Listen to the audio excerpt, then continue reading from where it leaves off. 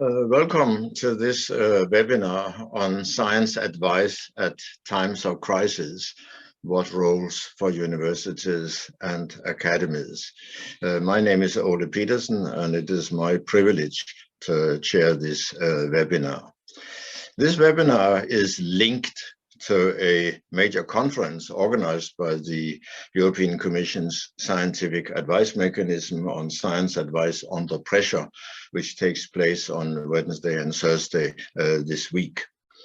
We today are particularly looking at the roles of universities and academies in science advice at time of a crisis. There are 6 organizations involved in this webinar, and they are listed at the bottom of this introductory slides. Since some of the letters are quite small, I will just say a few words just to introduce them. If we start from the bottom left, there is the university's Policy Engagement Network, which is a network of about 100 UK universities. And this Upenn network is actually the one that came up with the idea for this particular webinar, so we are grateful to them for that. The next organization is Academia Europea, which is the one that I represent. I'm the vice president of Academia Europea. It's a Europe-wide academy operating much in the same way as national academies like the Royal Society and the German National Academy of Science Leopoldina. We elect members solely based on their excellence in research and scholarship. Academia Europea is a main partner in giving advice to the European Commission via the organization known as SAPEA, which is the third organization mentioned on this slide. And SAPEA stands for Science Advice for Policy by European Academies. SAPEA provides evidence reviews on various topics for which the Commission needs advice, and these evidence review reports form the basis for the science policy advice given by the chief scientific advisors to the Commission. The fourth organization is ARIS, which stands for Advancing Research Impact in Society. The next one is Research Impact Canada. And last but not least is the South African Higher Education Engagement Forum, an acronym that I find not very easy to pronounce. So we have representatives for each of them, and they are on the slide. I will introduce them in turn, because what we are going to do now is to start a series of 5-minute short, concise talks that will each in turn open up for discussion of a particular aspect of our topic. So we are not planning to have any major discussion after each of these presentations, but should there be an immediate request for clarification that appears in the Q&A box, then we can take it. But generally speaking, we would like to postpone the whole discussion until every panel member has made their particular points. And then we will have a general discussion period. And those of you who want to pose questions or comments, then please use the Q&A box for this purpose. It's best to make the questions or comments as concise as possible, because otherwise it's quite difficult to deal with them in the relatively short period of time that we have got. The webinar will be recorded and will be made available after the event. It's a 1-hour webinar, so in principle, we aim to close at 4 o'clock CET. But should there be a kind of very lively discussion taking place at that point in time, then we can continue for another 5, 6, 7 minutes without any problems. So I think my 5 minutes are up, and so I should give a good example and not continue anymore. And so without any further ado, I would now like to give the floor to Dr. David Phipps from York University, who is the Director of Research Impact Canada. So David, the floor is yours. Great. Thank you very much, Oli. Thank you to the organizers for this kind invitation. Thank you to the participants for joining us. I am joining you today from Toronto, which is on the traditional territories of the Anishinaabe Nation, the Haudenosaunee Confederacy, the Huron-Wendat, and the Métis. And it is my pleasure to talk to you about what Research Impact Canada is doing in a time of crisis. Bit of background, Research Impact Canada is a network of 22 universities, all paid up institutional memberships. Our lens is on the institution and how do we have the right policies and services and practices in place that we can support the research impact and what we call knowledge mobilization of all of our researchers, students, and their non-academic partners. And the participants are mainly non-academic professional staff at universities. It's important to understand that in Canada, we do not have a centralized research impact assessment system. In the UK, you will understand we don't have a REF, a Research Excellence Framework. So we're driven to do this work through the mission of our institutions, the mission of our funders, and the mission of our researchers. They do it because it's the right thing for them to do for themselves, not because there's any assessment that's driving them. So Research Impact Canada has always been a virtual network. COVID didn't drive us to virtual realities. We've got 5.5 time zones, 5.5 hours of differences from the East Coast to the West Coast in Canada. So we've always been virtual. But we were clearly affected by the impact that COVID had on our professional and personal lives of our members. And in fact, in many ways, the COVID crisis has benefited our work. We've actually, for the Canadian Knowledge Mobilization Forum, which we host, we had 25% more attendees at our virtual event than we ever had in any in-person event. And we've had broad participation at our annual Research Impact Canada meeting. That's 2.5 days every September. So in many ways, the pivot to virtual was actually beneficial for Research Impact Canada, but we did miss our networking events. The crisis I want to discuss is one of equity, diversity, and inclusion, or EDI, in research, and how the barriers that we set up in the academy recapitulate systemic barriers in broader society. And it's important that we think of EDI for all participants, not just within our network, but for the researchers and students and non-academic partners that we're engaging with.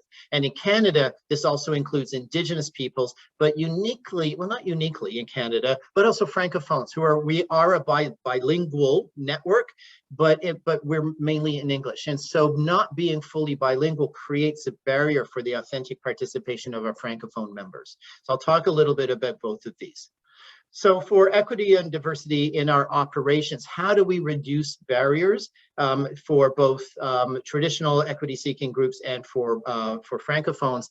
And so we've really turned to the use of accessibility features in meetings. We always have interpretation, like sign interpretation, when we hold our large gatherings. We have to be considerate of time zones. With 5.5 hours from East Coast to West Coast, we can't hold something at 9 in the morning for my time, because that's 6 in the morning for Vancouver.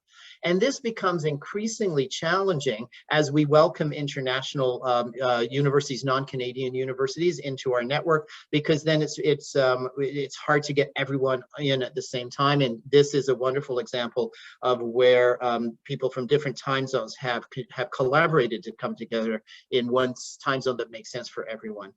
So that's how we're addressing some of the traditional accessibility features, but we've struck a bilingualism committee, and this isn't just Francophones, but bilingual people as well, to really understand how are we serving our bilingual members or our Francophone members. And it doesn't mean we translate everything, but we have to understand where do our Francophone members need translation so that they can participate, and how do we help non-Francophones understand in a French context. So we've got a bilingual committee for that.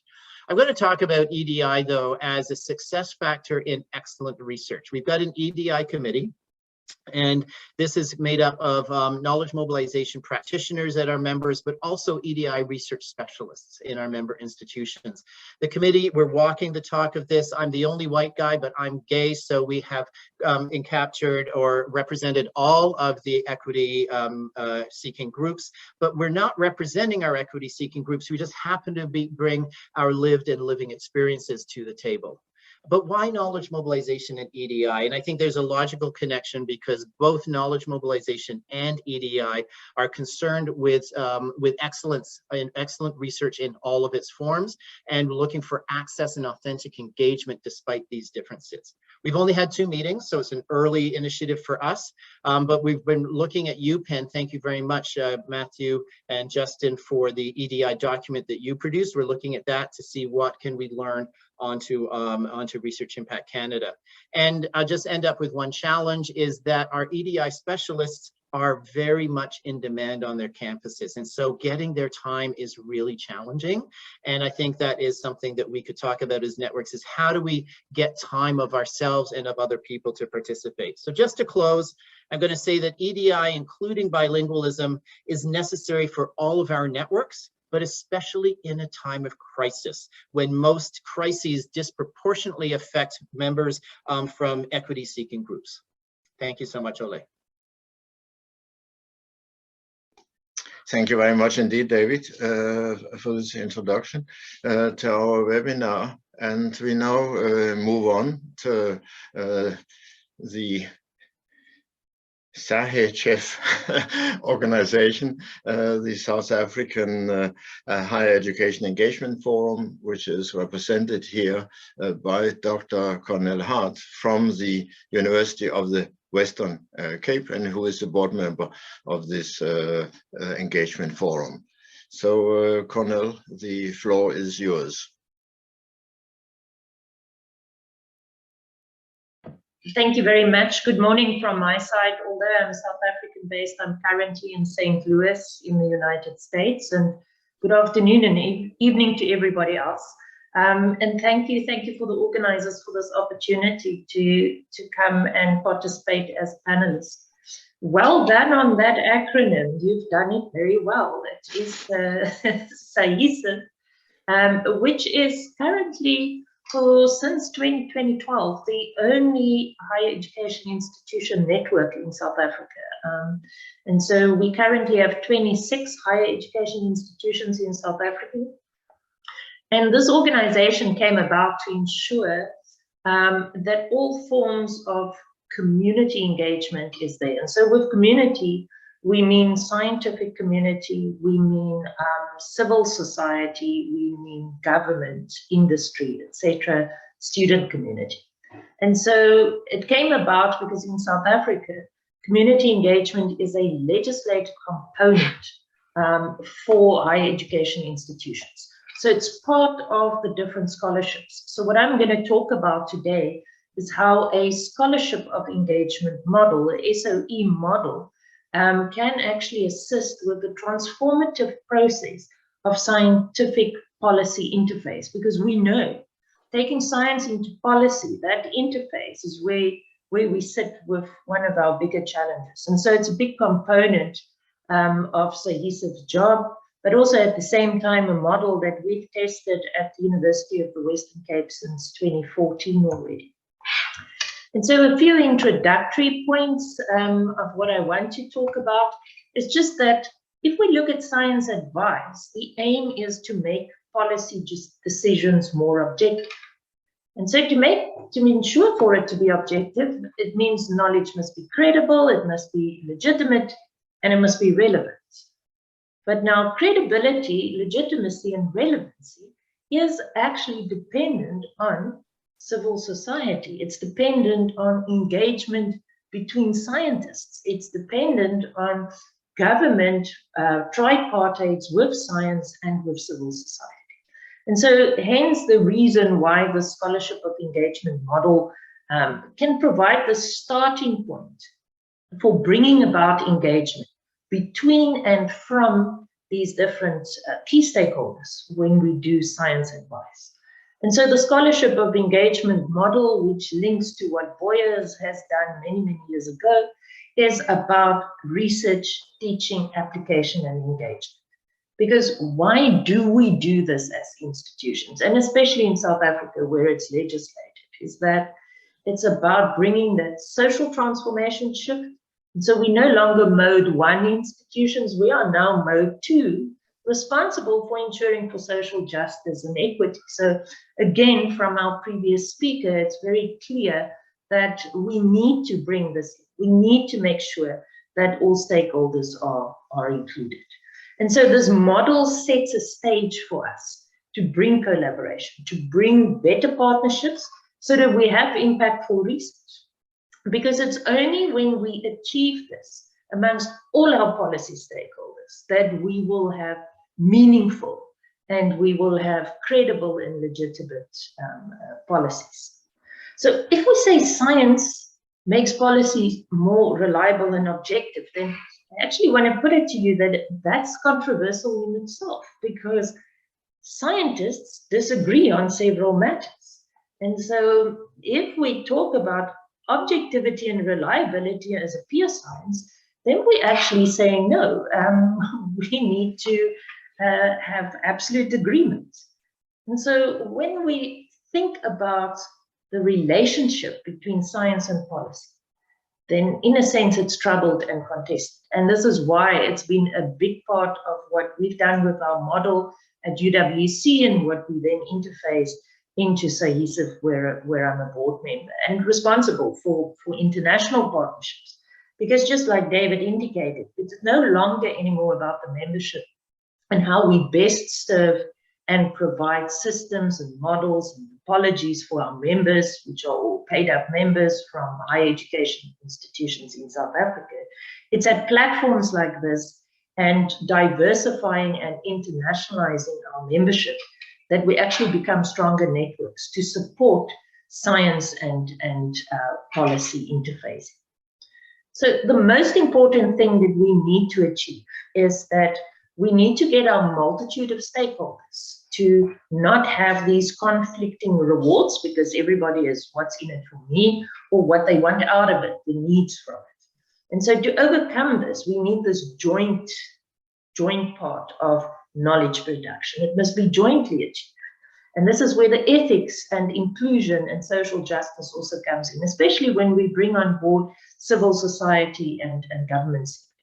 It must be joint fact-finding, and it must be achieved through facilitating these interactions, these joint collaborations, deliberations, etc. That must come from facilitating interactions between science and policy stakeholders. And so hence why I've indicated UWC and also now SAHISIF, looking at making this model of such that we can actually bring about our interface with our stakeholders as a boundary agent. Thank you very much. Thank you very much, Cornel, also for some very nice slides.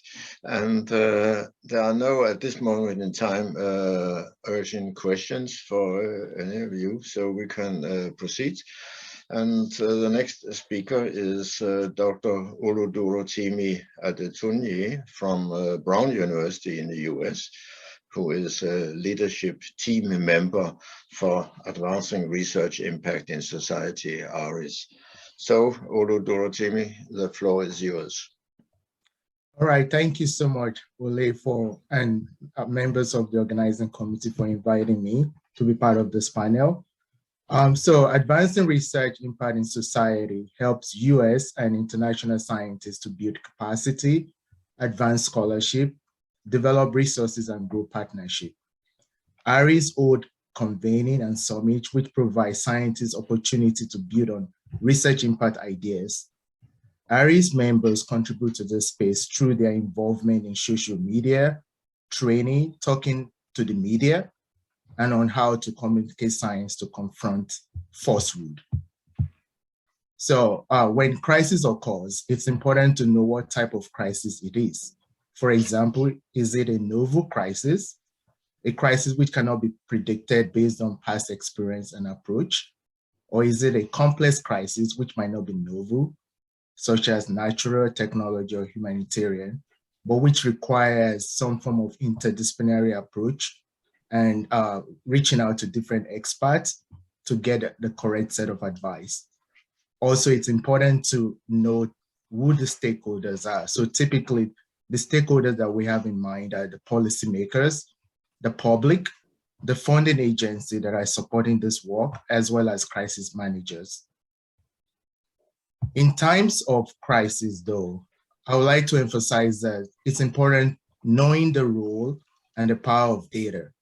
It's very important during crisis. So what sort of scientific evidence do we have? How does the data be stewarded? Is it accessible? Is the data reliable during that moment of when the outbreak of the crisis? And something I would like to emphasize is data humility. That is very important when we are trying to get buy-in and develop trust from stakeholders. So what is the limitation of the data? What is the uncertainty? These are very important points that we have to take into consideration. Having an excellent communication strategy will be very helpful for implementation of science advice during crisis. So we think about what is the prevailing narrative.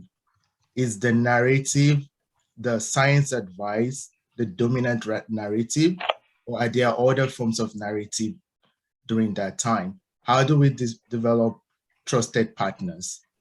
So these are very important. The key stakeholders are they informed in an appropriate and timely manner? Equally important is that, do we update the advice based on new data? Does that change the advice that we're given?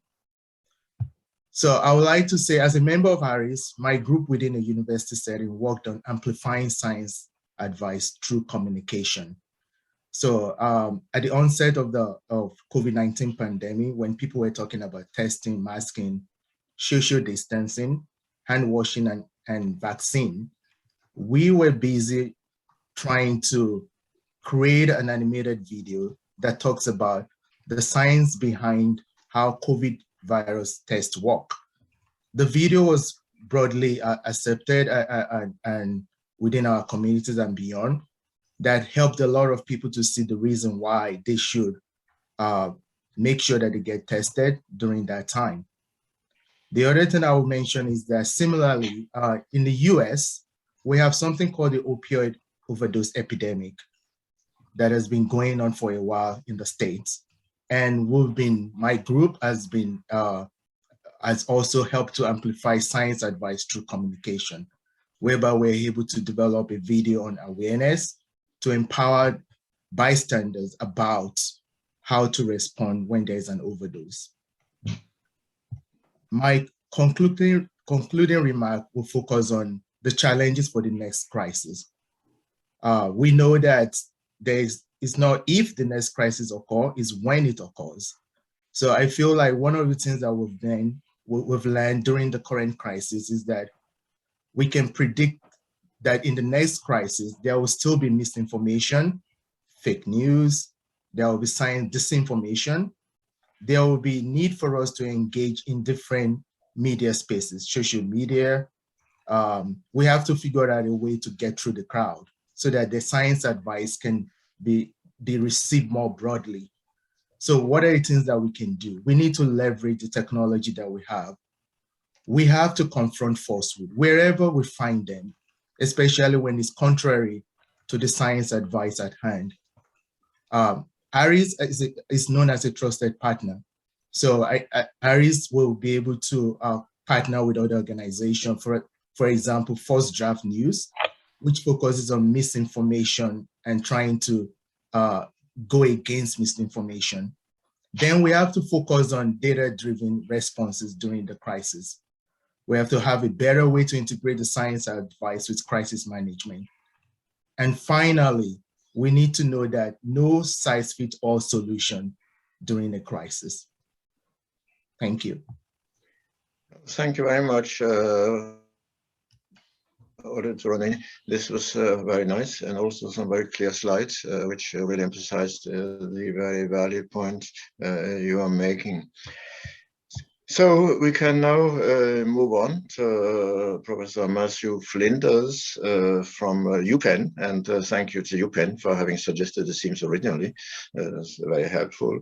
Matthew is from the University of Sheffield and is actually chair of UPEN.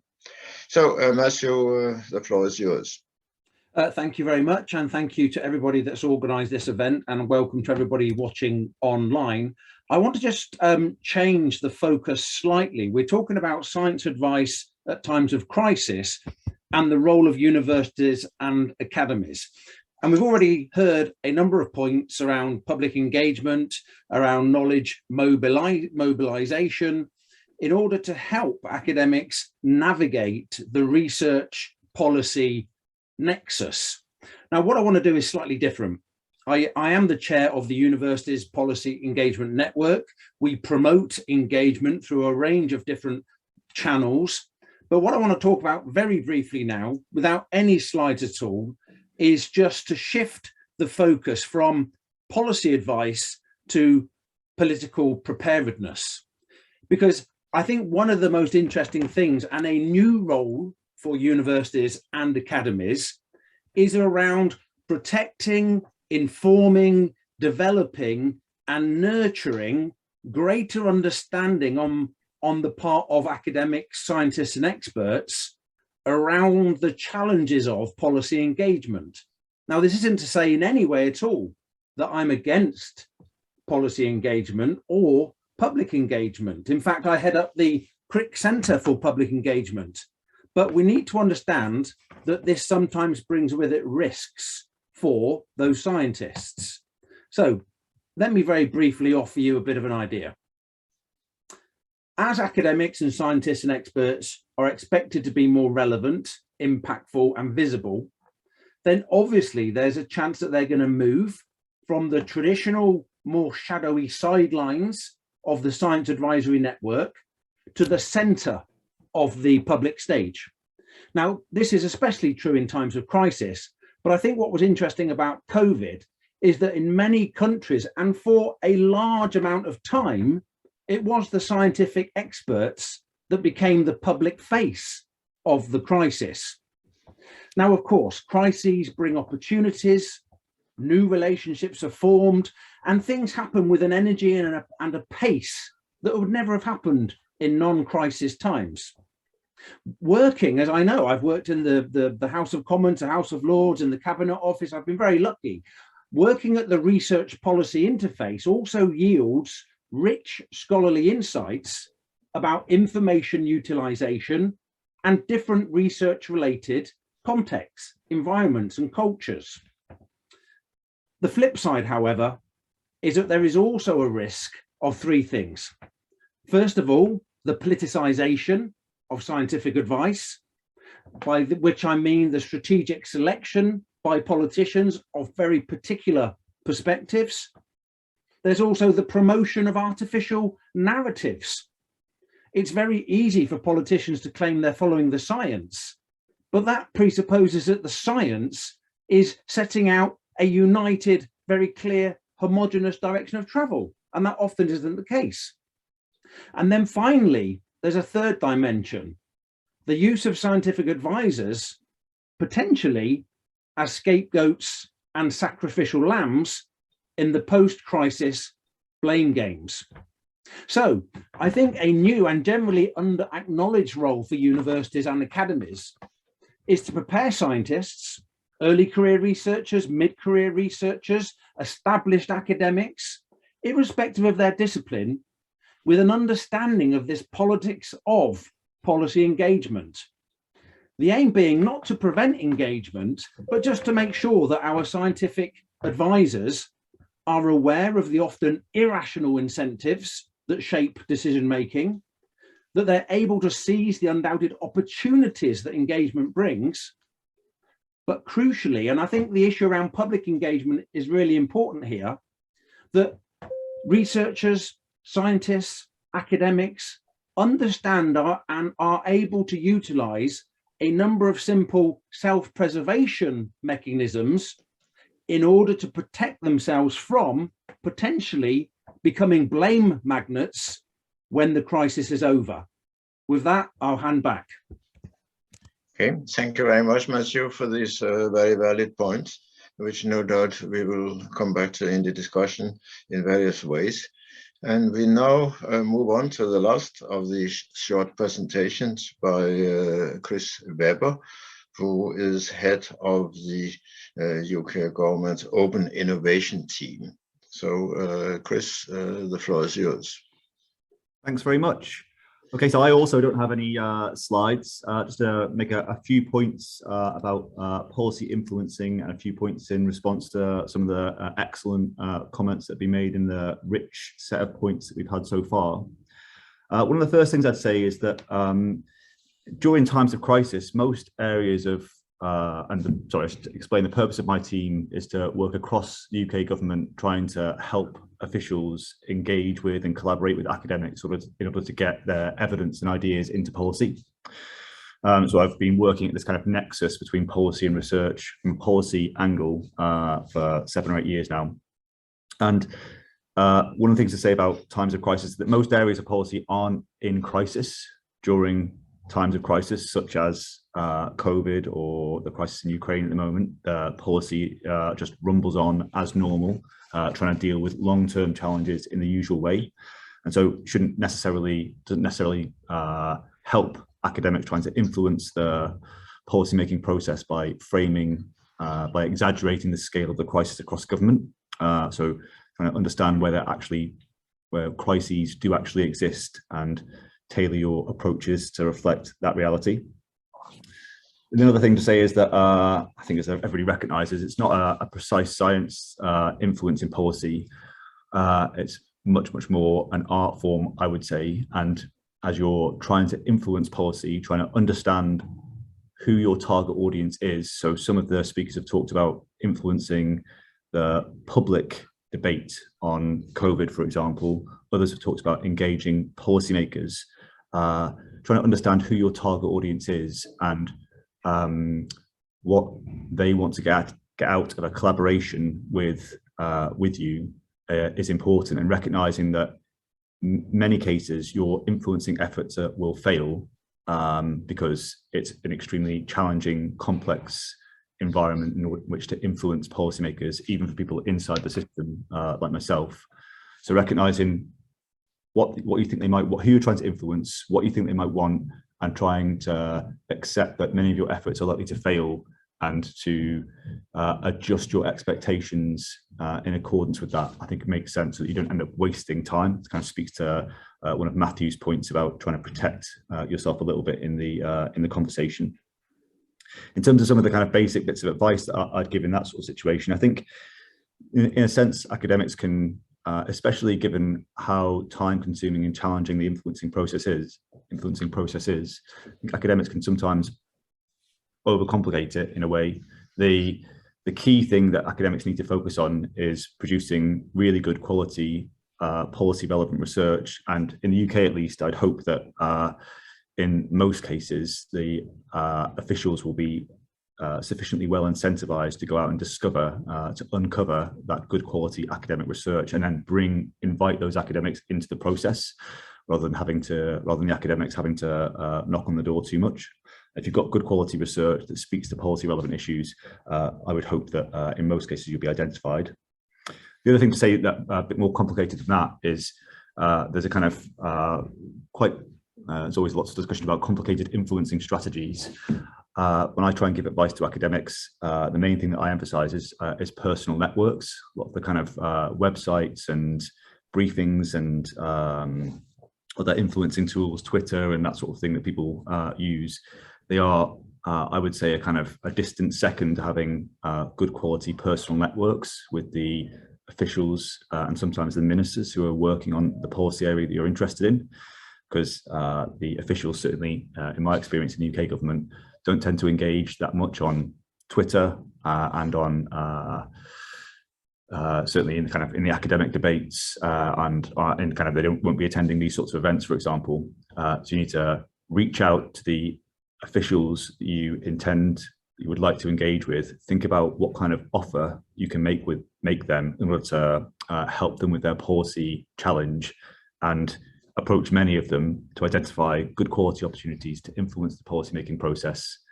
Expect a number of those efforts to fail, but keep plugging away as much as you can. And then when you spot good opportunities where you think you can have a really good chance of influencing the policymaking process, think about how you can partner with both your target, maybe also with colleagues in academia or in think tanks or in charities to increase your influencing power in that scenario. So those would be the main comments I would make, and I'll leave it there. Okay, thank you very much, Chris, and thank you to all of you for these introductory remarks that will lead into our discussion. I saw that Cornell had trouble and did not manage to show one of her key slides. So if you want to do that now, Cornell, maybe that is an opportunity before we start the discussion.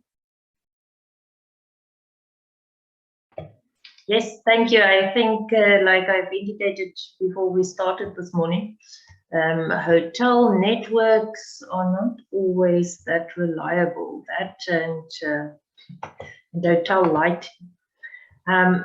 So thank you. Thanks for the opportunity. Hence why everything went so fast when the network this side froze and all of a sudden the slides speed up. So there's always something possible. Yes, colleagues, just one slide between the flashcards that you had between slides. Some of the take-home points from the scholarship of engagement model and this irony that we actually have between science that must be reliable and completely objective versus when we look at interfacing science into policy, that we need this engagement and the equity and the partnership between the different key stakeholders. And so two major take-home points that I think we need to keep in mind, and what we've learned during COVID in a time of crisis when policy had to be made at a very fast pace for the safety of the citizens in the country, and yet some of those lockdown levels of where you can, when you can, and how you can move around in the country had major impacts on different forms and parts of society. And it showed the greater divide between the have and the have-nots. And so the best way we could, as SAPEA, and then definitely through UWC, where some of the major COVID research was also done under Professor Bertram Fielding, was to put together these virtual platforms because we've had partnerships in place with civil society, with government, as well as with the science networks on campus, but also between universities. And so just 2 points to take home is that if we continue to say science is about scientific objectivity, so it's about the ontological, how we know the world is, the epistemological of what we need to find out with a clear methodological assumption of how we're going to do it, then we need to understand that we will always have this SPI disjunction. We will never actually get it to a point where it will be joint knowledge, joint partnerships, joint discovery. Because if we work with science in policy, and I hear what my fellow panelists had to say about we must be careful that as scientists we don't fall prey to the blame game or how things didn't work, should work. We still have it in South Africa at the moment with our COVID policies. But for policy to be beneficial, we actually need the sociological component also to be included. And that means we need practical objectivity. And that's only possible through dialogue. So only when we have the sociological assumption linked in with the scientific objectivity, and then we have, in other words, practical objectivity, I think one would move faster with creating policy, and one would also have more endorsed and empowered social justice policy. And hence why we found that this model for bringing in those stakeholder partnership networks and for being that boundary agent as SAPEA and within each university between our colleagues, that we can maybe make some headway in bringing a better collaboration and putting out policy faster, but that's scientifically valid and reliable. Thanks everyone for finishing this slide there. Okay, thank you very much indeed. So we can now probably enter the general discussion. We obviously touched on a very wide range of different problems, and I would like to separate them perhaps a little bit. So there's the question, obviously, of the actual advice, the scientific basis for that, the quality of that, how we get that right, that's pretty important. And the other side, in a sense, is the communication side. It's all very well, of course, to have a good knowledge that you want to impart, but how to make sure that it actually penetrates into those echelons where the decisions are actually made. There's also a big difference in timing. There are the kind of acute advice in a very short time frame, and then there is the advice that takes place over a longer period of time, which obviously has better opportunities for getting things right, as it were. For example, the European Commission's scientific advice mechanism, which I'm involved in, largely involves slightly more long-term advice. We get questions from the Commission. We set up a working group of experts who deliberate over quite a bit of time, who write a detailed report, which is thoroughly referenced by only references to proper academic work. So there's an opportunity there to kind of do a thorough, a little bit more scientifically proper advice. If it is short term, very quick, then obviously it's not possible to do it that way, and that entails dangers, of course. But on the other hand, sometimes there is a need for very clear and acute advice. It's clear to me that there is a tension, obviously, between getting things right and supporting advice with clear references to reliable science, and then sometimes getting attention. And one of the problems with fake news is, of course, that outrageous statements, even ones that are totally unreasonable, they do get attention. That's the way the social media work. So there is a few questions, specific questions, which we may try to get rid of for the first. One person asks that clearly the crisis has focused more attention on scientific advice than ever before. Does the panel think that this is a kind of enduring legacy from the COVID crisis and that this will continue? Or does the panel think that it is more likely that things will sort of quickly return to where they were before? So who wants to start this particular point? Okay, David is willing to start. Yeah, thank you. Just to start, and I'm sure the other my colleagues can add to it. I don't think COVID has created any new needs for science advice. I think it might have accelerated or raised awareness of the role of science, and not always in a positive fashion, I shall say. But I do think that what we will do as people who live at the science and or research and policy nexus is that COVID has basically created a call for attention and a demand for our work. Which has always been there and will go after, but I think COVID has just really shone a lens on the role of science advice and the positive, but also ability to have science misconstrued, particularly by the public. So it's created a bit of a crisis of public trust in science. But I don't think it has created our opportunity, and I don't think it will. I think our opportunity will go on, but I think COVID has probably shone a light on that. Okay, thank you. Matthew? Sure. I mean, I would just follow on from that by saying, I think COVID did change things quite significantly. It may well have brought things to the fore that always existed. In terms of whether those changes are likely to have any long-term impact, I think it's too early to tell. What will be really interesting is how the statutory public inquiries that are being created all over the world now to investigate how various states responded to the COVID challenge how they explore the inevitable issues and tensions that arose, particularly as various actors engage in blame avoidance tactics, will be key. And actually, one role for universities and academies at the moment is to work with those inquiries to try and promote more of a future-focused lesson learning emphasis than just one on who's to blame and what went wrong.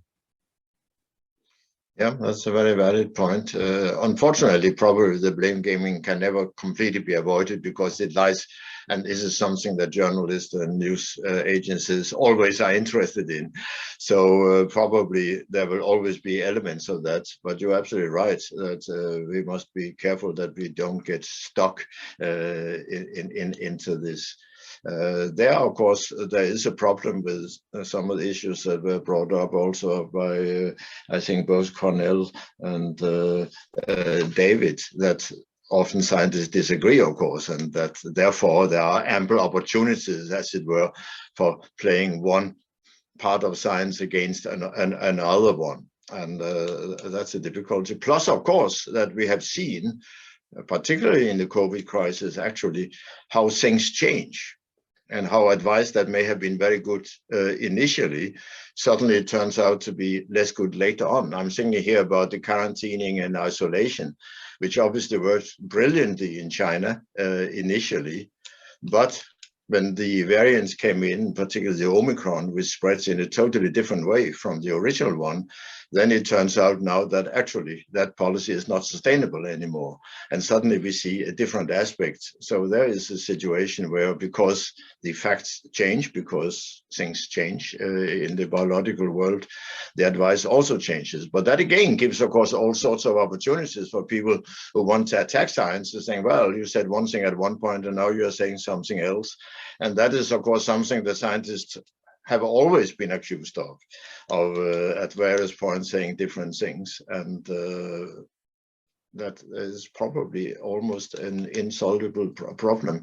But the best way out of that, as we certainly have found in the European Science Advice Mechanism, is to be as honest and as transparent as you possibly can be. And again, it has been emphasized by many people that how important it is to emphasize always the limitations of what we know.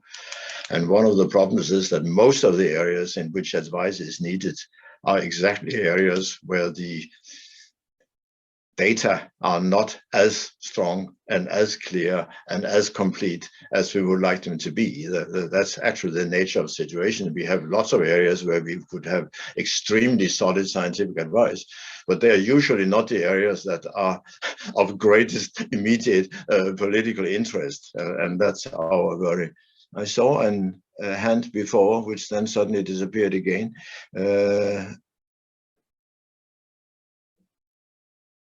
No further comments on these things. So there was a sort of to think a bit about what actually dominated the first part of the presentations was really the question of engagement and the question of equality, diversity. And one questioner asked about, I mean, there is obviously a time problem for all scientists. And so how do we compensate people who are engaging in a very big way, for example, in the EDI process? And how does that work? And I don't know whether some of the people who spoke initially about the problems of engaging as many people as possible in, for example, this discussion, how they would work. I see that Chris has his hand up. So we just to say a few things about that. We're conscious of it in the work that we do. So we're in the work that we produce for our customers around government. We basically interview lots and lots of academics and review the relevant academic literature as far as possible, and we'll do our best to summarize it in a kind of in policy speak. We make an effort in doing that to engage with a diverse range of academic experts from across the country, from different institutions, not just from academia, and also a diverse range of individuals as well, in terms of gender and race and that sort of thing. And in addition to that, we also try and speak directly to the equalities, diversity and inclusion implications of the policy that we're speaking to. So we do make efforts to certainly to improve our EDI approach in various ways. What we don't do is pay people for their advice unless there's a kind of, you know, it's the sort of thing that would be commissioned unless there's kind of a really chunky bit of work, basically, and that would just be commissioned in the usual way. So we don't get round the EDI problem by at the moment by paying academics to participate in the policymaking process. But we do. I think that's a general point, actually, not just for the EDI, but for all kind of engagement of people in things that are outside their kind of immediate duties in the universities. So it's probably more a question about how such efforts are recognized in the academic community and how therefore such efforts are encouraged in a sense, because people know that this will be taken into account, for example, in promotions and things like that. That's probably the real challenge. And that's not very easy actually to do, because whereas we have, as Chris already said, in the UK, of course, a very kind of, I would say, quite stringent assessment system for how science is produced in different universities, and the mechanism for evaluating that. Don't have a very good mechanism for actually evaluating the quality of the kind of work that is done in these areas of policy engagement and so on. We can see that efforts have been made, but how do we evaluate how effective it is and how successful it is? That's still something I think that needs to be dealt with more. There's an interesting question, I think, about grassroots advice. There's a person who asks the panel about this. How do we incorporate grassroots into the science advice mechanism? And one could even make the question broader and say, I mean, should we incorporate whatever is meant by grassroots advice into the scientific advice mechanism? So I see lots of hands immediately up. Let's start with Cornell and then move along. Thank you. Yes, I was thinking about the same question and thought it's very relevant that it's actually beyond just grassroots stakeholder involvement in health. It's required. If we think about what David mentioned in the beginning and what I've indicated about mode 2 purpose of universities the last couple of decades, is that you cannot claim inclusivity, social justice, and equity if you don't bring the grassroots stakeholders involved. But everybody shies away from it, and it's by one of the questions that was also posed by Louise, which is the whole purpose of this panel discussion, is that are these networks sufficiently funded? Are they resourced properly with staff, with engagement, community liaison officers? And they are not.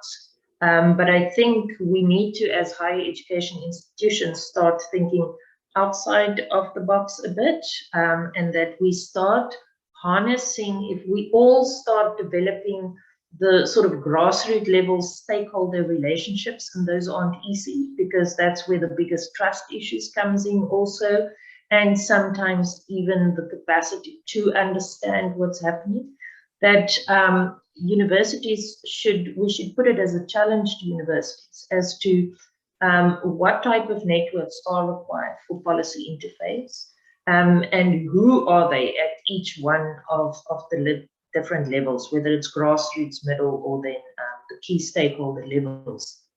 I didn't present it this morning in the quick presentation, but the scholarship of engagement model, we've actually at UWC taken that into a practice topology where we've indicated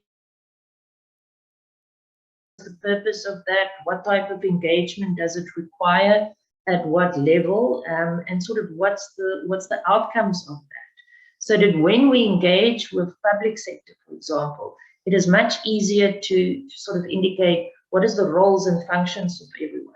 Because I think when it comes to policy science interface, that's where the challenge comes, which is where people don't know. who's responsible for what, or why are people doing things in a certain way. And it's this juncture through the dialoguing that we found works much better.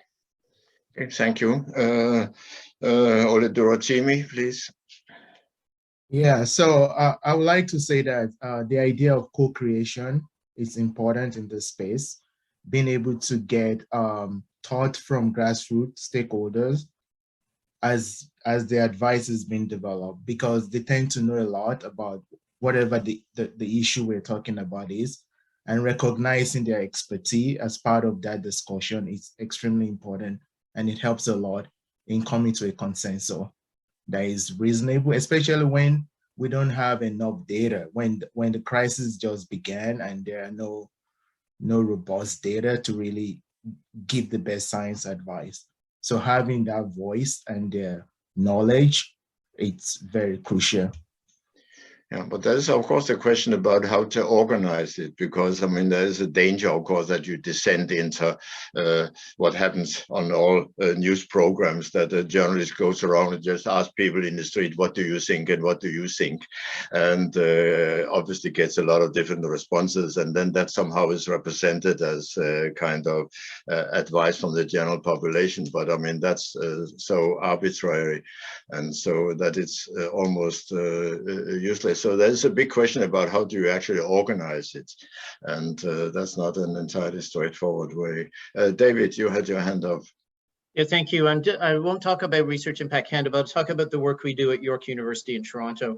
Canada has 3 levels of governments all seeking some science advice: the federal level, the provincial level, and the municipal level. And they all have different policy areas that are under their jurisdictions. At the federal level, this is speaking to the community and grassroots. Anything Indigenous needs to be Indigenous-led. So the grassroots are baked into those conversations, not easily, not successfully, but they are baked in. At the provincial level, we have had experiences when trying to bring community organizations and academics to provincial policymakers. They said, no, we are not going to go into the room if community is there, because all they do is bitch at us. And so we will talk to you as academics, but we don't want community in the room. So it has us playing this intermediary role between as researchers to try and bridge from community and grassroots to the provincial policy level. And I do think that is one role that the academy can do, is play a role of the honest broker and creating these spaces where, even if community and provincial policymakers aren't in the same room at the same time, we're bringing the different perspectives together and joining them up. So I do think that's a unique role for the academy to be able to play. David, could I challenge you to give a sort of very concrete example of how you actually interact with the grassroots? Because you could make it a bit clearer, just something very concrete. Very sure. So York's Knowledge Mobilization Unit is a place that says, if you ever want to talk to an academic, give us a call. Call us, and so we are open to community, to provincial and municipal level requests, and we play that matchmaking role. We want to be able to match you up with the researcher who is going to respect and recognize the value of lived experience of community or of policy making. So we receive about 40 requests a year to engage with, from the outside, to engage with an academic on a policy issue, and we do the role of brokering to try and find a specific researcher, and then we're trying to identify ongoing research opportunities, not consulting gigs. We're not here for that. Our researchers do consulting, and that's fine, but we're really looking to find those policy questions relevant to community, municipal, or provincial governments. We don't do too much work with federal, and we act as that broker space. Okay, thank you. So I'll just say, at our university, we have staff hired to do these roles. Okay, Matthew. You are muted. You are muted. Sorry, I think it's really important to accept Chris's challenge for academics, institutions and academies to almost learn how to see things through the eyes of the policymaker in order to really forge meaningful relationships. And I mean, what's the key challenge for me at the moment, and my understanding of policy, is that there is a greater acceptance on the part of policymakers, ministers, special advisors about the need to harness different forms of knowledge. So in many ways, it's not just the scientific and academic knowledge that matters anymore. It is the professional knowledge, it's the lived experience, experiential knowledge. But this creates a huge challenge in terms of knowledge synthesis and almost ranking or emphasizing or understanding different forms of knowledge that might pull you in very different directions. So there's a sense that often I think the academic community adopts a fairly linear or technocratic approach when policymaking is at essence often usually fairly messy. Okay, thank you.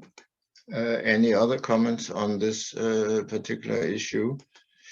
Otherwise, there is a question about the resourcing of all these different policy networks that we all represent here in this panel. Are the networks properly resourced to do their job? Or is there a kind of bottleneck there in a sense that we only have a certain capacity for taking up things and therefore in many cases cannot do what we actually are supposed to do? Who wants to comment on that challenge? Matthew? I'm very happy to start off. I think what's interesting about the last 3 or 4 years in the UK is that the structures and processes have changed massively in this space. There's a much clearer understanding of the difference between research and the research infrastructure that can connect that research with those that are going to utilize that research. So we now have very developed relationships with the Chief Government Scientific Advisors Network, the Parliamentary Office of Science, Parliamentary Office for Science and Technology. We have most departments and agencies and even now some select committees publishing areas of research interest. So the docking points are becoming clearer, but I think there's still a lot of work to be done in shifting the system to understand the role of brokerage structures. Okay, thank you very much. David, quick comment. Yeah, quick comment. So all Research Impact Canada, that will talk about the university level, the network level. All Research Impact Canada member universities invest in staff to do this work. So we are funded in, staff operations are funded by our own universities, but each university pays a $5,000 a year membership fee to the network. And so we get an operating budget for the network out of that. And Matthew and I have talked about this as they're looking, and actually even with Aris as well, what are the funding models for networks? And my caution is be careful chasing money that makes you do someone else's project as a network, because then you're required to do their work and not yours. So it looks attractive to chase funding that will allow us to do our work, but if it's project directed funding, I find that to be a distraction. Okay, we are already past the official time for the end of the seminar, but we still have a reasonable number of people there. So I would like to conclude the webinar by giving each of you just a 1 minute slot, just to say what you think is the sort of bottom line of what we have dealt with today. Each of you just a short message encapsulating what you think is the essence of this matter. So let's start with Matthew. Okay, well, I mean, I suppose what I would start with is by saying that the role of an academic in university is changing, and it's changing very fast. And this requires us to think about the support structures and skills that we give academics, and also making sure that those support structures exist throughout the whole professional pipeline, not just for early career researchers. Thank you. And then I will go to Oludotimi. Right. I would like to say that the role of communication, of how we actually communicate the science advice to the stakeholder, is crucial.